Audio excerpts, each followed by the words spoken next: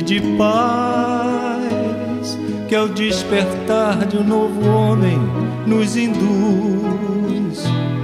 Te conclama, irmão, de última hora a ingressar. Que a paz do Mestre Jesus penetre profundamente em nossos corações, nos permitindo momentos de alegria, de concentração, de aconchego com esses amigos espirituais e de paz. Na literatura espírita, muitos biógrafos de Jesus nos falam dos passos que Jesus deu no planeta Terra. Entretanto, existem algumas pessoas que ainda acreditam que ele é um vulto histórico, que não existiu na realidade. Entretanto, de todos os biógrafos de Jesus, existe um que é um dos mais conhecidos do passado. Ele viveu antes da era cristã. Ele nos disse que Jesus foi a única personagem que passou pelo planeta inesquecível, de suma importância para que pudesse dividir a era do planeta em antes de Cristo, de Jesus de Nazaré, o Cristo de Deus, e depois dele. Então nós estamos falando de Flávio Joséfos. Ele foi um escritor, um historiador hebreu, que viveu entre o ano 37 e 103 depois de Cristo. O seu pai era um sacerdote e sua mãe era da realeza. Realeza esta que foi uma daquelas épocas em que a Judéia se libertou de toda a Palestina. E ela ficou muito importante, daí nós temos o Templo de Jerusalém. Foi um período que viveu Judas Macabeu, que foi um dos chefes coordenadores dessa época. Excluindo a Bíblia, a história dos hebreus, Joséfo é a maior autoridade falando sobre Jesus. Existem livros já em português, então esse livro é muito bom. Uma testemunha do tempo dos apóstolos. Então ele vem descrevendo os atos dos apóstolos e mostrando evidências reais da presença de Jesus. E tem esse que eu também gosto muito, porque eu li os dois, a história dos hebreus. Eles estão disponíveis na web, dificilmente vocês vão encontrar numa livraria comum. Mas eu queria falar que depois do Joséfos, muita coisa ficou para nós ainda numa interrogação. E descobriram uns manuscritos perto do Mar Morto, lá na Palestina. Essas observações datam de 1947 a 1958. Então existem cerca de 100 estudiosos de várias religiões traduzindo esses manuscritos para que eles possam trazer para nós mais do que a Bíblia trouxe e mais dos estudos todos que nós temos sobre Jesus. Aqui é a entrada da caverna de Qumran. É justamente o local onde um beduíno encontrou vários manuscritos e ele fica, esse local fica a 1 milha do noroeste do Mar Morto, ou seja, 1,7 quilômetros, 12 quilômetros de Jericó e 22 quilômetros de Jerusalém. Então eu trouxe aqui um mapinha para a gente poder ver, né? Então nós temos aqui em vermelho o local onde que fica Qumran, nós temos Jerusalém, nós temos Jericó em cima. E aqui no azul o Mar Morto. E aqui são algumas réplicas desse manuscrito. Eles se apresentam em papiro, no caso aqui, em couro ou em cobre. Datam de 152 a.C. até 135 depois de Cristo. Eles ainda não sabem tudo que tem lá, mas eles estão estudando e nós vamos ter, talvez daqui a uns anos, mais coisas sobre a vida de Jesus. Coisas que, de alguma maneira, a Igreja Católica não deixou passar ou que realmente não puderam traduzir. Mas, recentemente, nós tivemos uma outra conquista.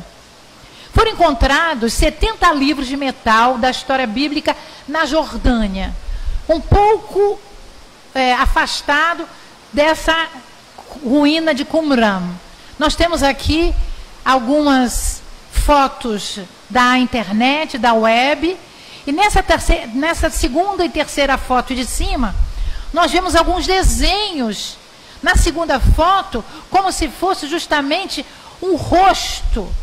Então eles acreditam que essa descoberta é muito mais importante até do que dos manuscritos de Qumran. Ela vai, de alguma maneira, não deixar dúvidas que Jesus viveu, em vez de ser só um Jesus histórico, como algumas pessoas acreditam.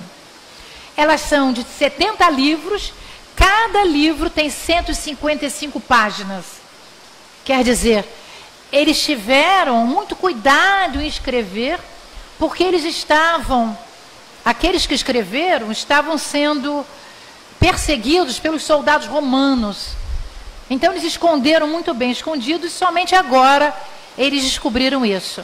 Acredita-se que isso tudo aconteceu depois da queda de Jerusalém em 70 depois de Cristo. Se vocês quiserem, vocês podem baixar um sitezinho chamado Pensador Anônimo. Isso chegou na web quarta-feira passada. Então nós estamos vendo como é que esse mundo de regeneração está chegando e trazendo para nós beleza sobre Jesus. Entretanto, na nossa doutrina espírita, nós temos alguém que viveu a época de Jesus e que agora é um espírito e que foi convidado pela veneranda Joana de Ângeles, o guia espiritual de Divaldo Franco, para trabalhar com eles na Mansão do Caminho. Então nós estamos falando de Amélia Rodrigues. Amélia Rodrigues é um espírito que viveu junto a Jesus e ela traz para nós belezas que em nenhum livro espírita nós encontramos. O nome dela é Amélia Augusta do Sacramento Rodrigues, viveu entre 1861 até o século passado, 1926, foi educadora, escritora, teatróloga e poetisa brasileira. Ela foi jornalista, ela fez peças teatrais, fez poemas e ainda produziu obras didáticas, literatura infantil e romances. O governo da Bahia achou por bem, na lei número 182, de 20 de outubro de 1961, criar o município Amélia Rodrigues, que fica bem lá no centro da Bahia. Nós trouxemos aqui a série Amélia Rodrigues, são muitos livros. Nós temos Primícias do Reino, que é o primeiro, é uma beleza. Então, é onde ela traz o Jesus histórico, a historicidade, mas nos convencendo das belezas de Jesus. E agora, finalmente, a Mansão do Caminho fez esses livrinhos que estão em cima, que é Pérolas da série evangélica Amélia Rodrigues. São 2 livros em que Divaldo Franco pensou páginas bonitas de toda a série de livros. Então, em vez da gente comprar os livros, a gente compra essas 2 séries e nós vamos ter acesso a algumas páginas de todos os livros publicados por Amélia Rodrigues na Editora Leal, lá da Mansão do Caminho.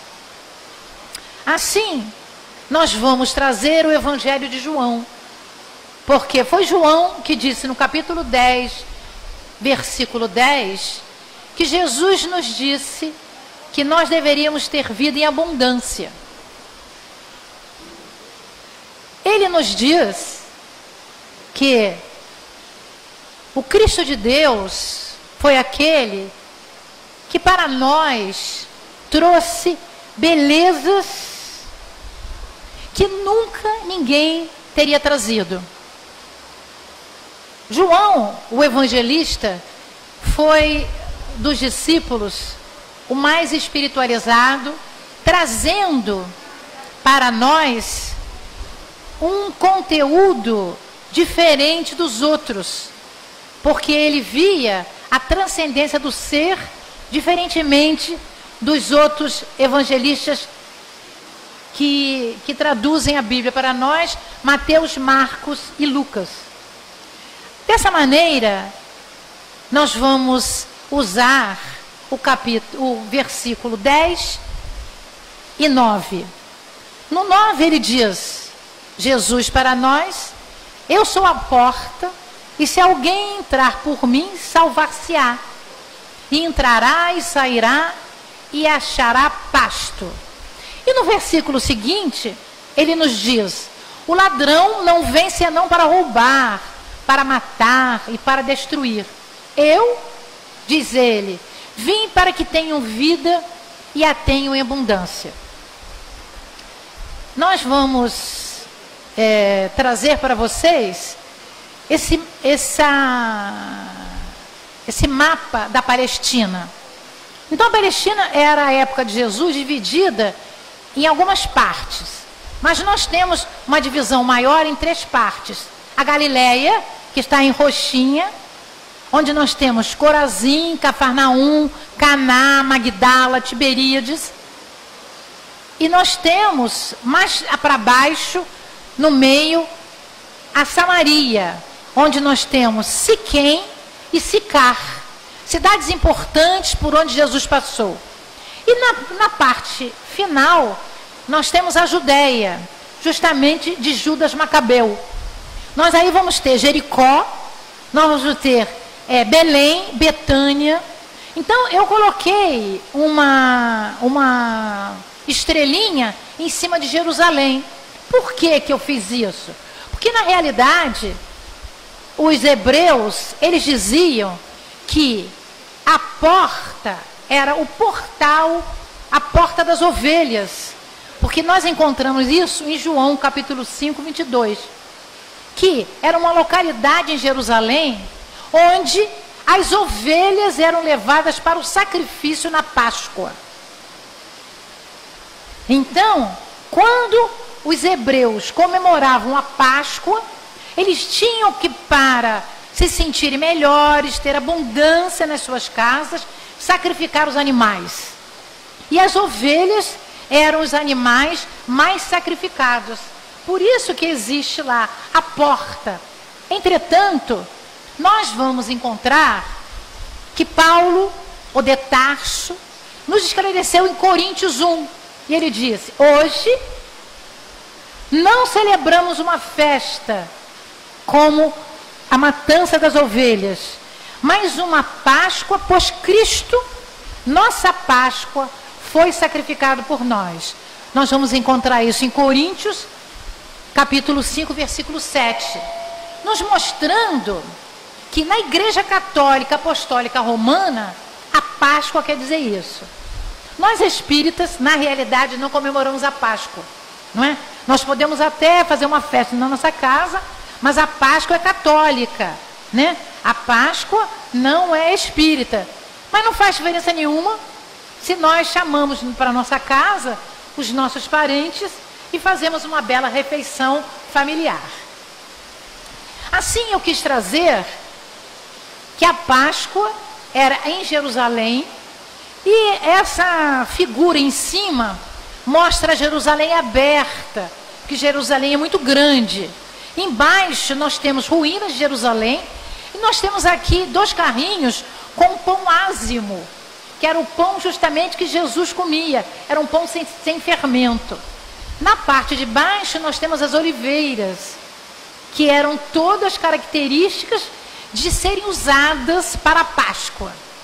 Entretanto, hoje nós temos na parte esquerda de vocês Jerusalém hoje. E essa cúpula bonita, né, é a igreja de Jerusalém. Do lado direito, nós temos o Monte das Oliveiras, onde Jesus ia orar. Nós temos a mesquita, uma mesquita muito grande, e nós temos 4 quarteirões. Eu queria trazer isso para nós, porque Jerusalém é dividida com as casas de acordo com a pátria das pessoas. Olha que dificuldade, né? Então nós temos o quarteirão islâmico, que só vivem os islâmicos. Nós temos o quarteirão cristão, onde só vivem os cristãos. Nós temos o quarteirão judeu, que só vive os judeus. E temos o quarteirão armênico, que vive os armênicos. E no meio, ali, nós temos o Muro das Lamentações, que aí todos podem ir lá lamentar-se, colocar a cabeça, colocar a mão, num sentido simbólico, para orar, para que a sua vida seja melhor, talvez em abundância material, porque nós sabemos que, na realidade, ainda existe muito materialismo em Jerusalém, como foi a época de Jesus. Mas eu quis trazer um filmezinho sobre Jesus.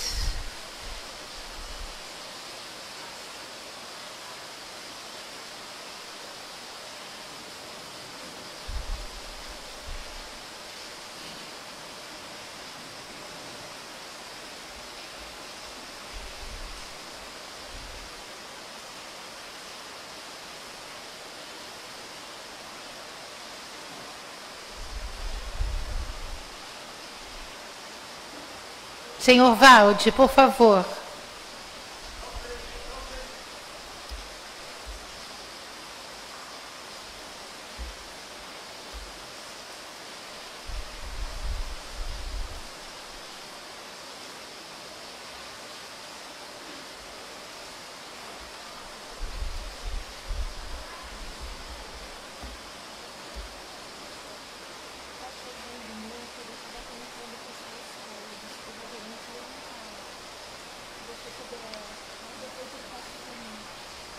Depois a gente passa o filme, Valde.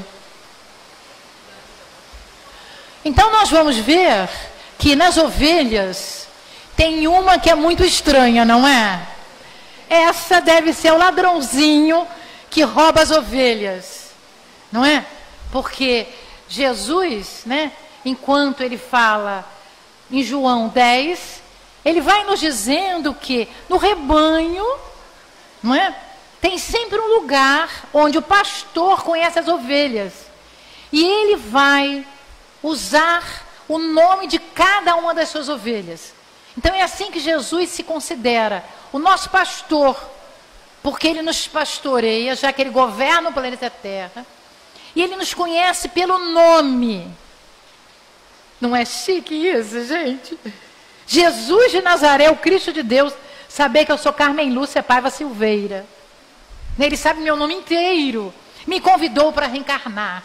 E ele também disse que, na realidade, ele daria como um bom pastor o aprisco, um lugar arrumado para que nós, como agora está chovendo, né, nos colocássemos fora da tempestade, fora das desavenças, das discussões. Então, ele diz, o bom pastor conhece as ovelhas e as protege de todas as maneiras.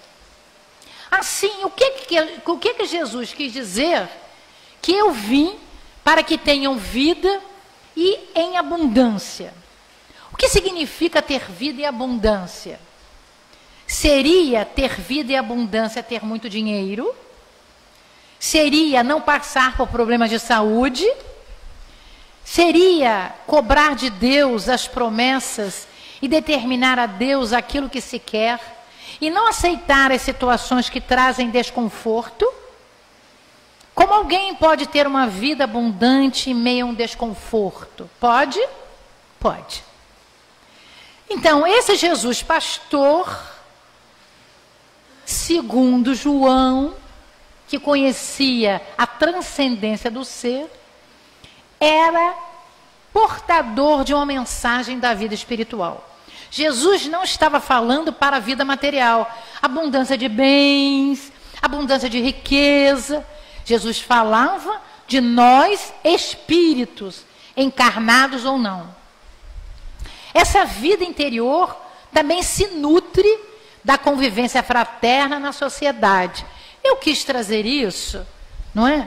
Porque, vejam, às vezes existem algumas pessoas que elas acreditam que para serem puras, entre aspas, e melhores, elas não podem viver num grupo, não podem ir a alguma festa, elas não podem conviver na sociedade. E é justamente o contrário. Nós precisamos estar em sociedade para nos conhecermos, conhecermos as outras pessoas, aprendermos a lidar com as nossas dificuldades, aprendermos a ver no outro as suas qualidades, aprendermos a ter mais paciência, mais indulgência. Se nós ficamos quietinhos na nossa casa, ou mesmo na casa espírita, como é que nós vamos saber das nossas virtudes? Carmen, você está dizendo que nós temos virtudes? Estou. Nós temos muitas virtudes. Porque se não as tivéssemos, não estaríamos aqui. Essa é uma virtude maravilhosa. Porque nós já descobrimos que a casa espírita, todas as casas espíritas que trafegam no bem, no amor e na paz, nos propiciam belezas espirituais. Então, pelo menos, uma palestra mensal a gente deve ir. Mas é pouco uma palestra mensal, já que nós temos várias semanas. Então, pelo menos uma palestra semanal. Mas às vezes a gente não consegue, né? A gente quer. Às vezes a gente vai em outra casa espírita, como às vezes eu faço, saio lá do SEAC, vem para cá, vai no Renê, vamos no Senja. Então, está aqui o seu Glicério, que percorre todas as casas espíritas praticamente.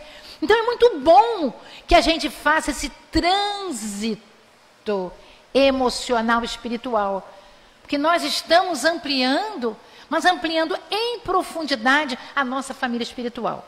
Porque a nossa família consanguínea é onde nós nascemos. É o lar, é uma escola. Mas e as outras pessoas que com certeza são da nossa família espiritual porque foram nossos parentes? Vocês já pensaram nisso? Que aqui, no Trabalhadores, nesta noite, eu posso ter sido uma grande irmã do Paulo Jorge e vice-versa, e da sua esposa, da Djanira. Não é verdade? Por isso que assim, a gente tem tanta intimidade. A gente aceita, gosta, elogia, abraça. Agora, quando às vezes a gente vê, eu estou falando às vezes, se tivermos uma dificuldade com aquela determinada pessoa que esteja na casa espírita, vamos olhar para ela e saber por quê. Ela com certeza se nos apresenta com alguma coisa que nós não gostamos em nós. E aí rejeitamos. Às vezes aquilo está escondido. É uma sombra que existe na nossa psique, na nossa mente, no nosso comportamento. Como nós sabemos que não podemos julgar, então, ao invés de julgar, a gente rechaça. A gente diz, não, que coisa, faz muita fofoca, faz muita brincadeira indevida. Ontem a gente fazia fofoca, hoje não, né? Hoje já somos... Você está rindo, de Janeira? Hoje as pessoas dizem que a gente faz fofoca espírita, não é? Mas que não devemos fazer. Porque toda fofoca, né, do ponto de vista espiritual, ela tem mentira no meio. Porque quem conta um caso aumenta, né? fala de si. Se gosta da pessoa, diz, ela é maravilhosa. Se não gosta, diz, mas ela é mais ou menos. Quer dizer, o ideal é que nos calemos. Então, para a gente conquistar isso tudo, temos que viver em sociedade, como eu trouxe, cultivando as nossas virtudes, da eliminação de tudo que representa viciação, corrupção, morbidez. A vida que Jesus veio trazer não é aquela que faz vicejar corpos esbeltos, mesmo que a gente goste de ter um corpício, um cabelinho, né? Não faz mal a ninguém. Faz mal, Ana Lúcia? Não. Ana Lúcia não sabe, né? Mas é aquela que faz vicejar a nossa alma, brilhar as almas fraternas, belas. Porque nós somos espíritos, nós vamos deixar o corpo físico e vamos levar o que na nossa alma? Essa era a proposta de Jesus. O que levar na alma quando for para o mundo espiritual? Ele, Jesus, ajuda-nos a atravessar o vale da sombra da morte, dos problemas. Ele prepara um banquete com as riquezas de sua palavra na presença dos nossos inimigos. Eu vou voltar aqui e mostrar que isso tudo eu tirei, esses 2 slides, do livro Quem é o Cristo?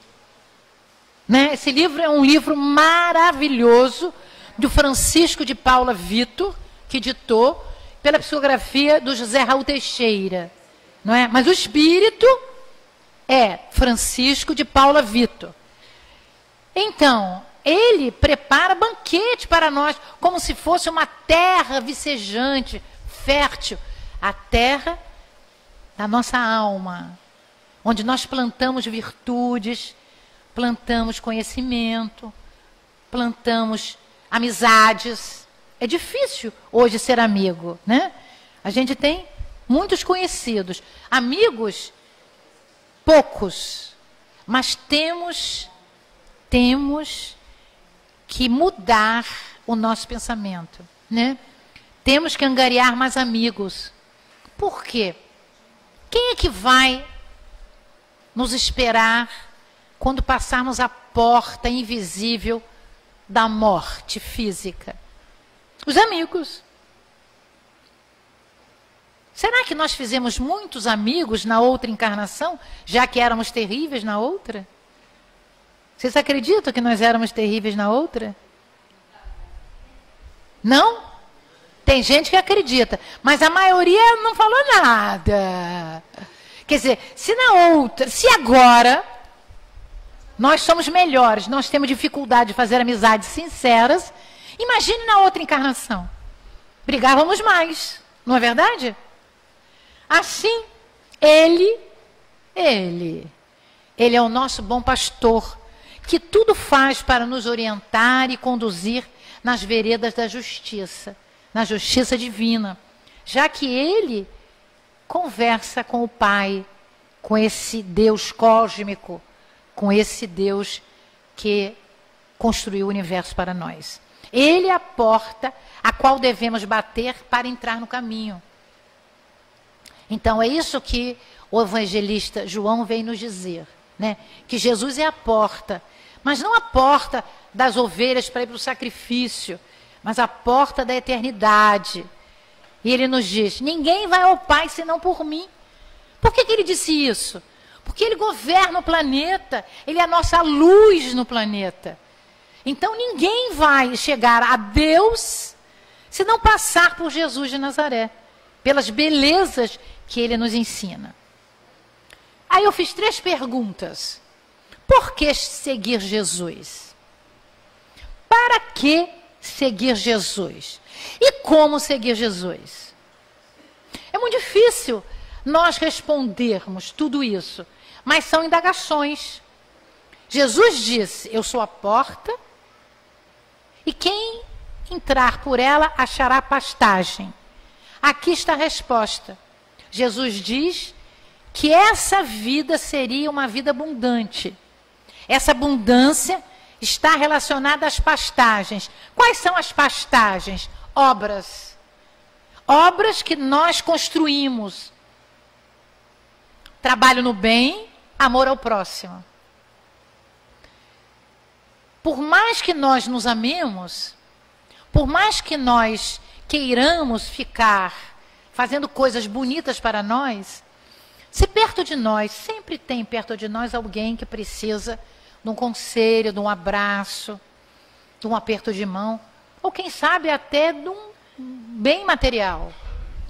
Sempre tem uma pessoa que quer conversar conosco. Sempre tem uma pessoa que precisa do nosso olhar meigo, do nosso olhar caridoso, e um tempo que a gente possa conversar com ela. Houve uma época na minha vida que eu trabalhava muito, muito.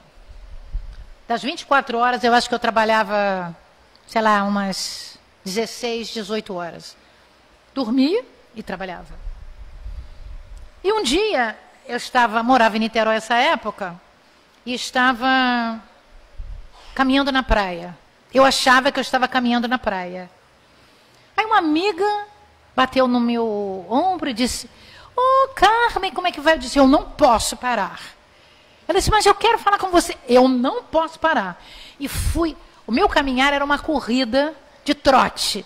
Era o meu caminhar. Mas eu não era para fazer corrida de trote. Eu só estava imaginando que eu estava caminhando. E fui e voltei. Quando eu voltei, ela estava sentada num banquinho e disse: "Agora você vai parar." Aí me puxou pela mão, me botou sentada no banquinho e disse: "Você está com pressa de quê?" Eu disse: "Não, por que está correndo dessa maneira?" Eu estava toda suada. Eu disse: "Não, eu estou caminhando." Ela disse: "Você não está caminhando." Aí eu olhei para mim, mas eu estava o cabelo grudado. Aí eu tinha o cabelo pintado de preto, grande.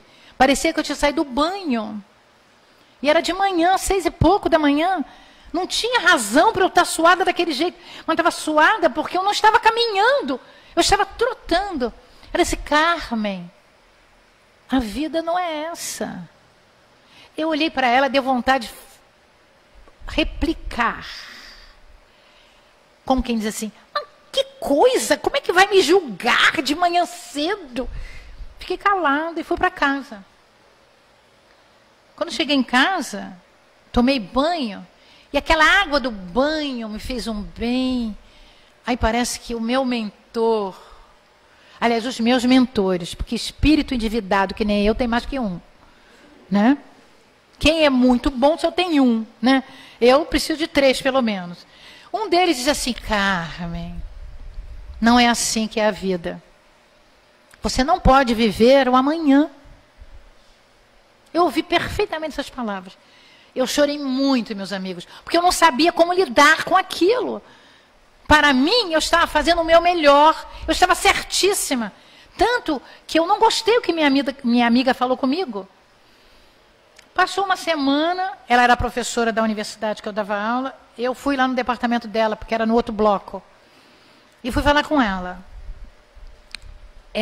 Eu já era espírita, ela também era espírita, mas ela fazia yoga. Ela disse: "Carmen, vamos numa aula de yoga comigo." Eu fui. "Faz uma aula de yoga." Eu não consegui fazer.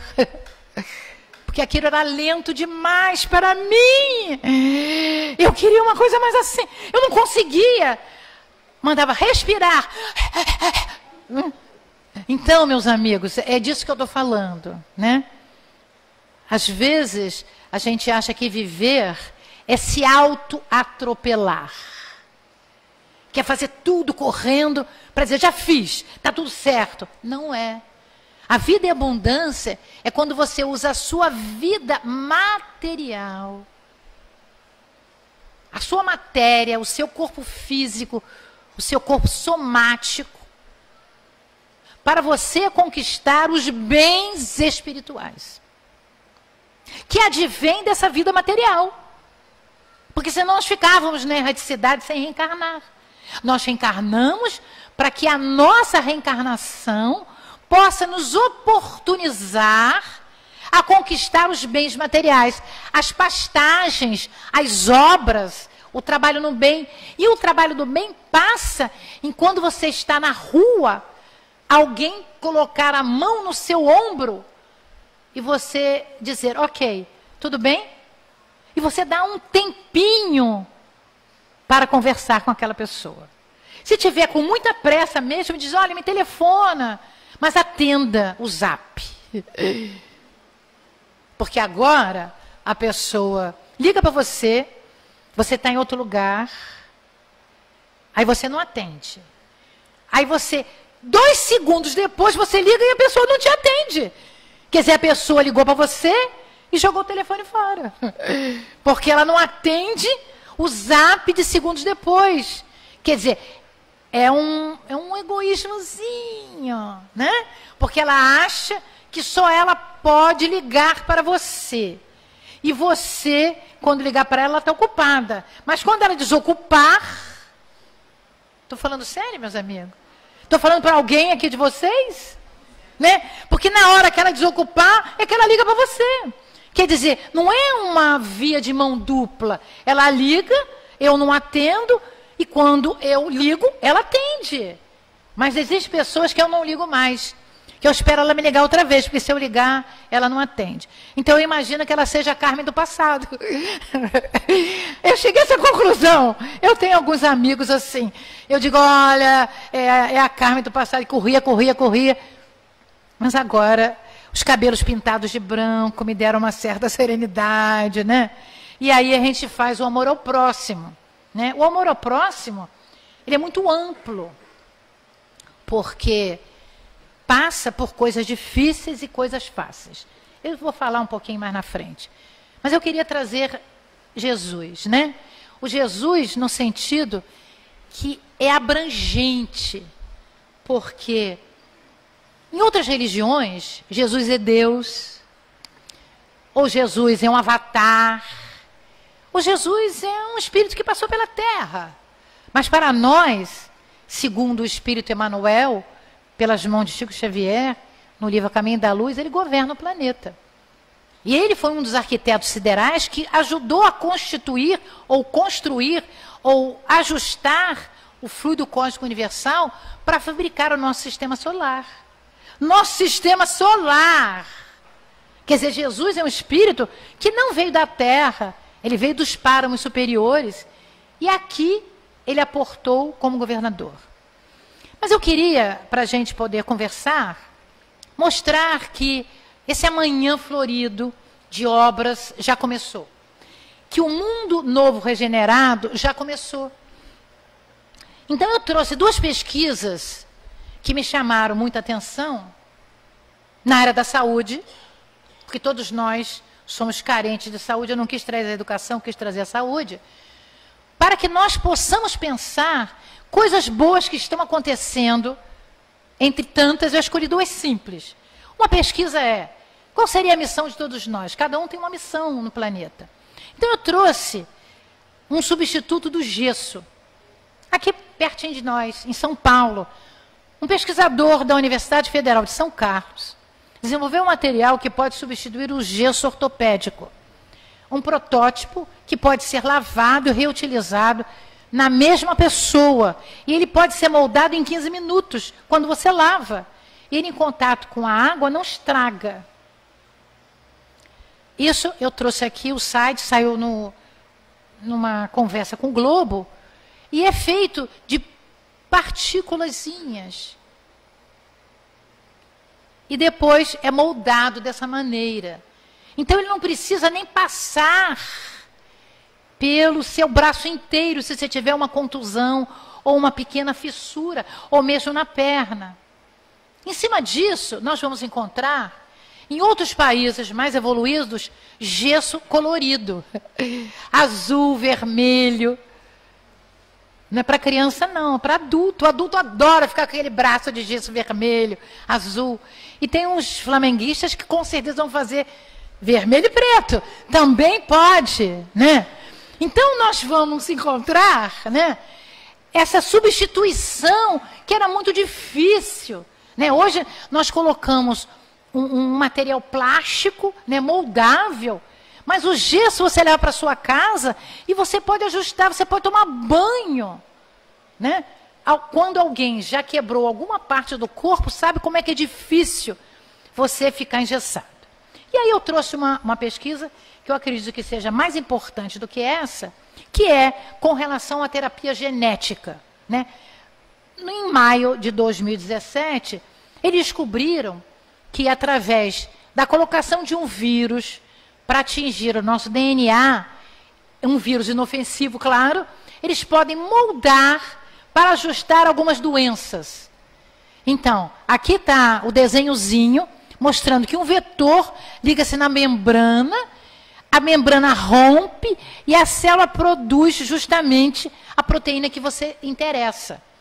Então, isso é a medicina do futuro, mas que já existe em alguns lugares do mundo, e em São Paulo e no Rio de Janeiro, naqueles hospitais de porte, de grande porte.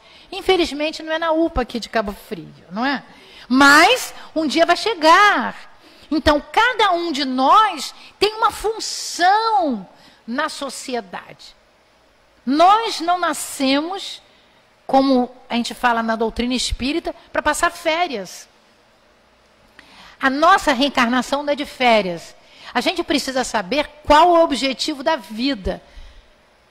Eu nasci para ter virtudes. Eu nasci para ser uma pessoa melhor, para conquistar amigos, para poder me espiritualizar mais, para ir para a erraticidade e depois reencarnar uma pessoa melhor. Honestamente, eu não gostaria de reencarnar na outra reencarnação do jeito que eu sou. Eu gostaria de reencarnar melhor. Mas como eu vou reencarnar melhor? Será que eu só vou poder fazer isso no mundo espiritual? Não! No mundo espiritual, às vezes fica muito mais difícil. Porque se eu não conquistei amigos, mesmo que eu tenha minha família espiritual de várias reencarnações, se não tem ninguém que se lembre de mim porque eu fiz uma boa coisa, pelo menos uma pessoa, vai ser difícil eu receber aquela luz. Vocês não lembram de André Luiz? Em Nosso Lar? Que ele ajudava num hospital público no Rio de Janeiro? Ajudava não, ganhava din-din, né? No hospital público no Rio de Janeiro, mas ele trabalhava com muita pressa e atendia as pessoas de qualquer jeito. E quando ele foi para o mundo espiritual, um dia ele estava lá e ele viu uma luzinha vir em sua direção. E ele perguntou a Clarencio: Clarencio, que luz é essa, Clarencio? Clarencio disse: essa é a luz de uma paciente que você tratou bem, ela nunca te esqueceu. Imagine, ele deve ter tido uns 5.000 pacientes. Só uma ele tratou melhor. E ela não esqueceu. Embora não sejamos médicos, nós nos deparamos na nossa vida com quantas pessoas? Quantas pessoas passaram para a nossa primeira infância, segunda infância, na nossa mocidade, na nossa madureza, na nossa segunda madureza? Quais pessoas lembram de nós com carinho? Quais pessoas lembrarão de nós porque nós fizemos algo espetacular para ela? Essa é a pastagem nossa. Temos de construir trabalho no bem para que, ao atingirmos o mundo espiritual, alguém na realidade vá nos esperar. Lembrando o doutor Bezerra de Menezes, quando ele, depois de ficar no hospital, ele desencarnou no hospital e ficou algum tempo na cama. E ele estava prestes a desencarnar. E ele começou a sentir uma paz muito grande em si. Nós vamos encontrar esse relato com beleza com a Sueli Caldas Schubert. Então, ele vai para o mundo espiritual, mas está assim, entre o mundo material e o mundo espiritual. E de repente, ele começa a ouvir vozes do lado de fora do hospital, que tinha assim uma janelinha. E Celina, a mensageira de Maria, naquela hora estava do lado do Dr. Bezerra. E ele perguntou: Celina, minha amiga, que vozerio é este? Tantas vozes. Aí ela disse assim, ó, ele já estava desencarnando. Ela disse assim: levanta, Bezerra, vem até a janela.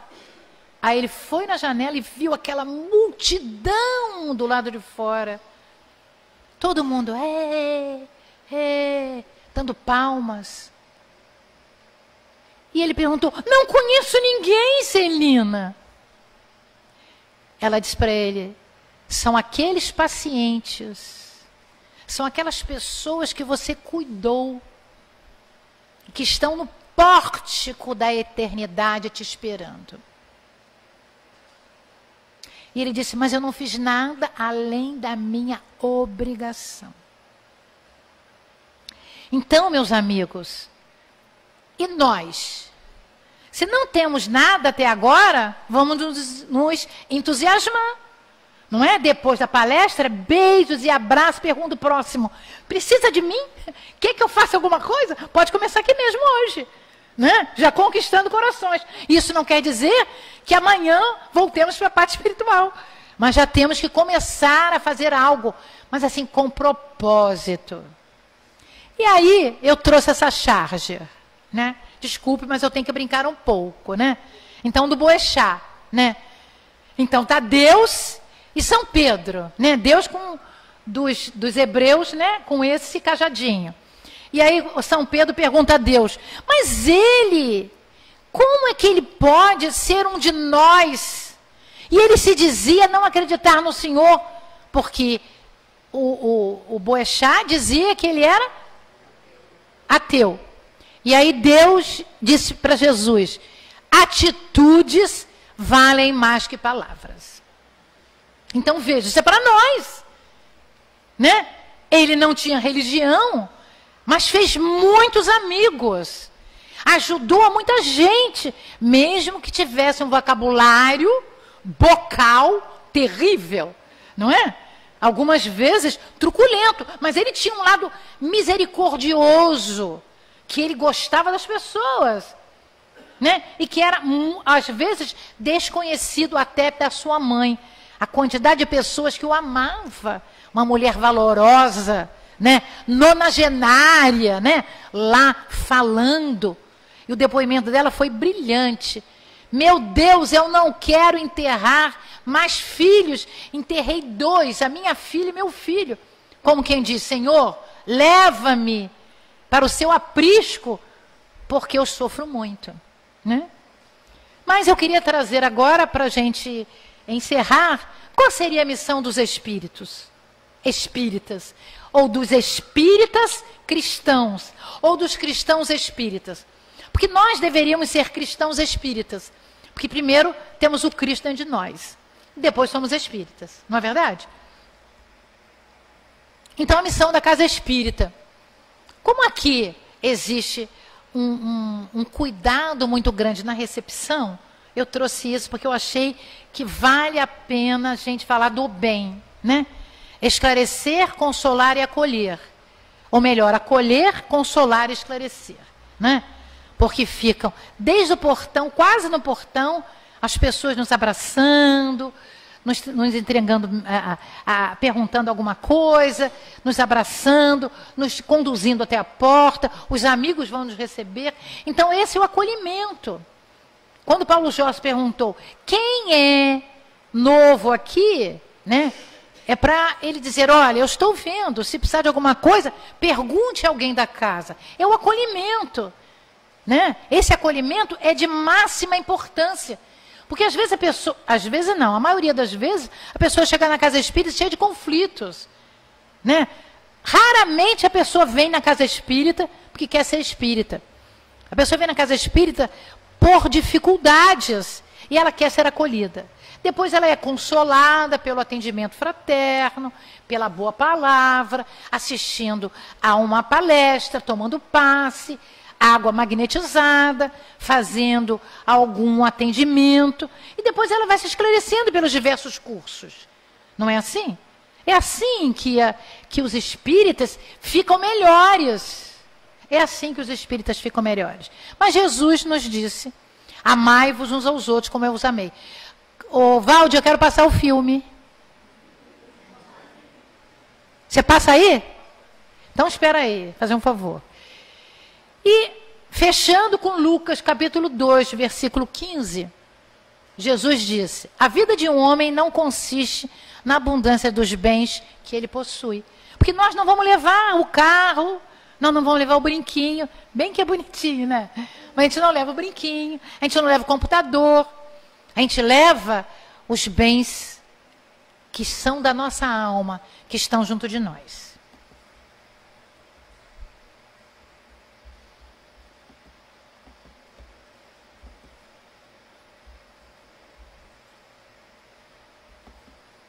Vai passar? É muita tecnologia para mim. Não, nós abrimos aqui o filme. Ele abriu. Mas agora... E ele tem um filme lá. É um filme pequenininho. É um filme da Igreja Católica. Mas é perfeito.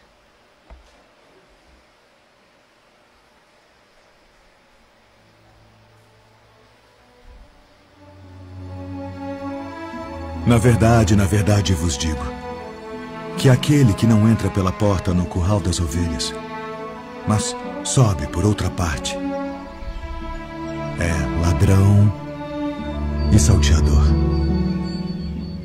Aquele, porém, que entra pela porta é o pastor das ovelhas. A este o porteiro abre e as ovelhas ouvem a sua voz.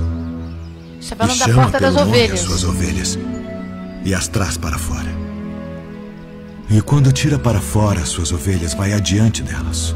E as ovelhas o seguem, porque conhecem a sua voz. Mas de modo nenhum seguirão o estranho. Antes fugirão dele, porque não conhecem a voz dos estranhos. Em verdade vos digo que eu sou a porta das ovelhas.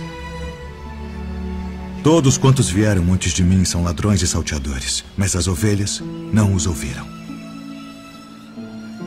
Eu sou a porta. Se alguém entrar por mim, salvar-se-á.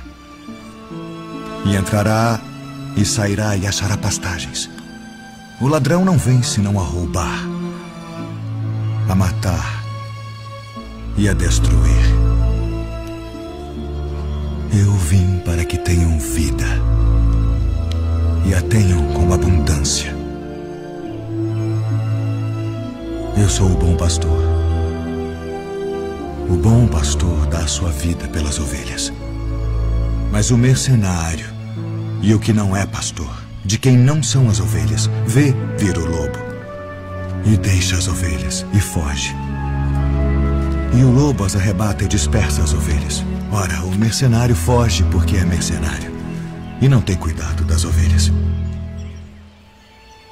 Eu sou o bom pastor e conheço as minhas ovelhas, e das minhas sou conhecido.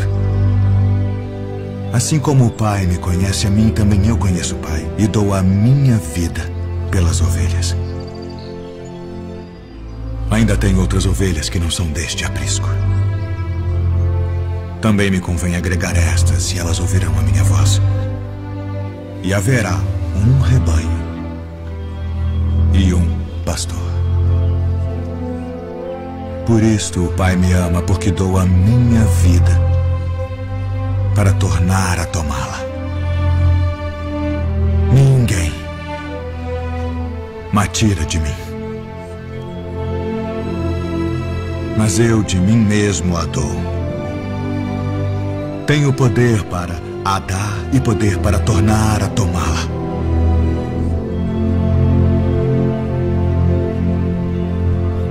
Este mandamento recebi de meu Pai.